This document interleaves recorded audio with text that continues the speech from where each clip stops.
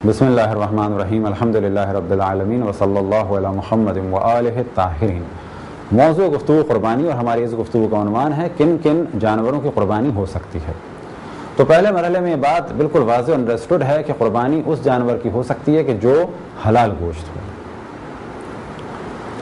اور دوسرے مرحلے میں شرط یہ ہے کہ وہ جانور چوپایا ہو، یعنی پرندے کی قربانی نہیں ہو سکتی، اور تیسری شرط یہ کہ وہ جانور ان جانوروں میں سے ہو کہ جنہیں کہا جاتا ہے کہ یہ جانور اہلی ہیں، یعنی وہ جانور ہیں کہ جو پالے جاتے ہیں، یعنی جنگلی جانور نہ ہو۔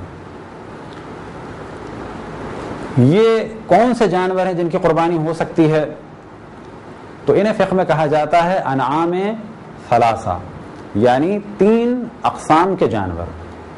نمبر 1 اونٹ، نمبر 2 گائے یا بھینس یا بیل، اور نمبر 3 بھیڑ اور بکری یا دمبہ وغیرہ۔ اب اس جانب توجہ دلائیں کہ جانوروں کو جب تقسیم کیا جاتا ہے تو بعض دفعہ تقسیم کیا جاتا ہے گھاس خور اور گوشت خور، بعض دفعہ تقسیم کیا جاتا ہے چرند اور پرند، یعنی چرنے والے اور اڑنے والے، بعض دفعہ تقسیم کیا جاتا ہے پرندوں کو زیادہ پر مار کے اڑنے والے اور کم پر مار کے اڑنے والے، بعض دفعہ تقسیم کیا جاتا ہے جانوروں کو انڈوں اور بچوں کے حساب سے۔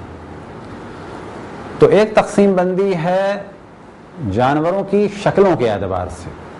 مثال کے طور پہ بکری اور بکرا، بھیڑ، دمبا اور ہرن، اس قسم کے مختلف جانوروں کو کہا جاتا ہے کہ یہ گوٹ فیملی کے ہیں۔ بس قربانی کے لیے گوٹ فیملی نہیں چلے گی، بلکہ خالصتاً گوٹ یا شیپ، یعنی بکری یا بھیڑ یا دمبا، یعنی ہرن یا بارہ سنگا یا اس قسم کے دوسرے جانوروں کی یا جنگلی بکرے کی قربانی نہیں ہو سکتی۔ اسی طرح سے گائے یا بھینس کی اور بیل کی قربانی ہو سکتی ہے، نیل گائے کی قربانی نہیں ہو سکتی۔